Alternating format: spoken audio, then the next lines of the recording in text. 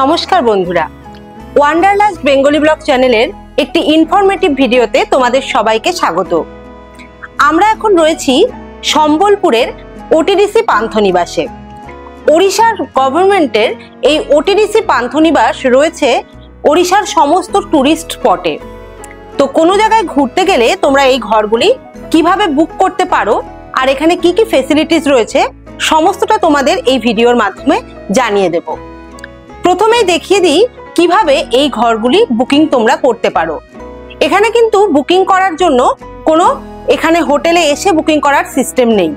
তোমাদের কিন্তু এখানে ঘর বুক করতে চাইলে করতে হবে অনলাইনে। অনলাইনে কিভাবে এই ওটিডিসি পান্থনিবাসের ঘর বুক করা যায় সেটা আগে চলো তোমাদের দেখিয়ে দিই। প্রথমে গুগলে bookOdisha.com লিখে সার্চ করতে হবে। এরপর প্রথম আসা যে লিঙ্ক ওড়িশা ট্যুরিজম, এটার উপর ক্লিক করে আমরা চলে আসব এই পেজটাতে। এরপর হোটেল সেগমেন্টে আমরা ক্লিক করলেই দেখতে পাবো ওড়িশার সমস্ত রকম হোটেলের ডিটেলস। আমরা যেহেতু সম্বলপুরের রুম দেখাচ্ছি তাই আমরা সম্বলপুরের উপর ক্লিক করে নেব। এরপর চেক ইন চেক আউট সেগমেন্টে এসে আমরা সিলেক্ট করে নেব ডেটটা, যে ডেটে আমরা রুম চাইছি।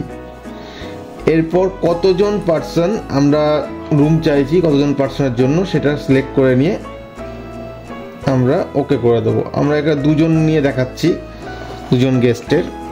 এরপর সার্চ করলেই পান্থনিবাস সম্বলপুর অপশনটা চলে আসবে। তা পান্থনিবাস সম্বলপুরের ওপর ক্লিক করে আমরা এখানে ডিটেলস দেখে নিয়ে আমরা বুক দিস নাও এটার উপর ক্লিক করব। এরপর কাস্টমার ডিটেলস মানে যে কোনো একজনের ডিটেলস এখানে ফিল আপ করে I am not a robot এই ক্যাপচার উপর ক্লিক করে পেমেন্ট করলেই পুরো রুম বুকিং প্রসিডিওরটা কমপ্লিট হয়ে যাবে। এখন রয়েছি সম্বলপুর ওটিডিসি পান্থনিবাসের সামনে। বাইরে থেকে দেখো ওটিডিসি পান্থনিবাসটা কিরকম দেখতে। আর এটা হচ্ছে সম্বলপুর স্টেশন থেকে মোটামুটি 3-3.5 কিলোমিটার দূরত্বে। যে কোনো অটো বা টোটোয় করে তোমরা এখানে পৌঁছে যেতে পারো। 100 টাকা হয়তো ভাড়া নেবে স্টেশন থেকে এখানে আসতে। আর রানিং অটো যদি পেয়ে যাও তাহলে আরও কমেই তোমরা এখানে পৌঁছে যেতে পারো। তো পান্থনিবাসের ভেতরটা কিরকম সবটা তোমাদের ঘুরিয়ে দেখাবো, চলো দেখাই।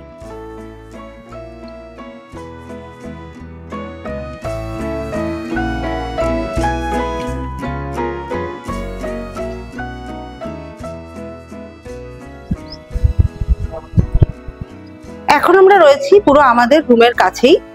আমরা রয়েছি রুম নাম্বার 306-এ। এবার তোমাদের রুমের ভেতরটা ভালো করে ঘুরিয়ে দেখাবো, চলো ঘুরে দেখাই আমাদের রুমটা।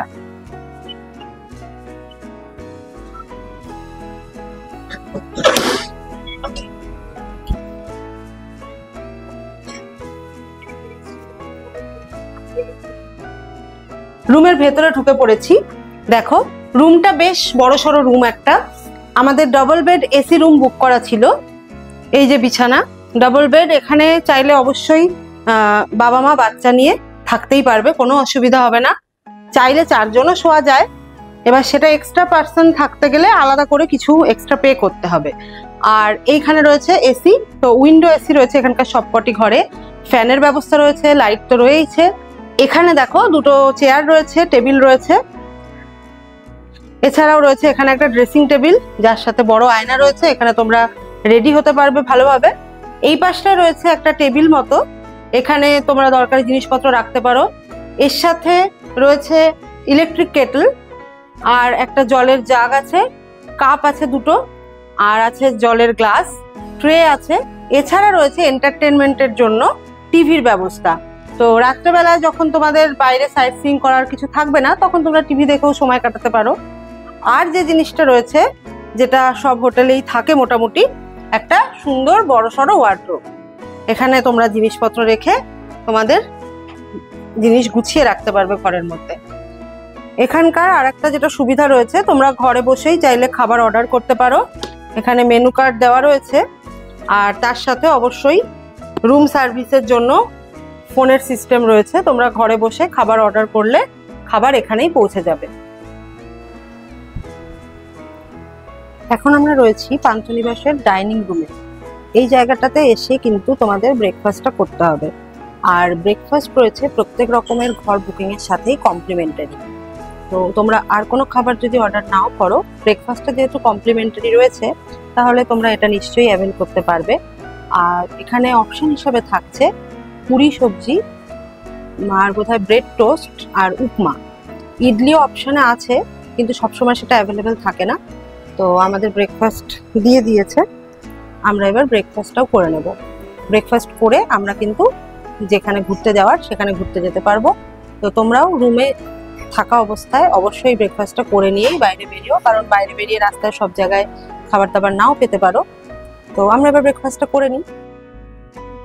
তাহলে তোমরা জেনে গেলে নিশ্চয়ই যে ওটিডিসি পান্থনিবাস ওড়িশা গভর্নমেন্টের এই রুমগুলি তোমরা কিভাবে বুক করতে পারো আর এখানে কি কি সুবিধা রয়েছে।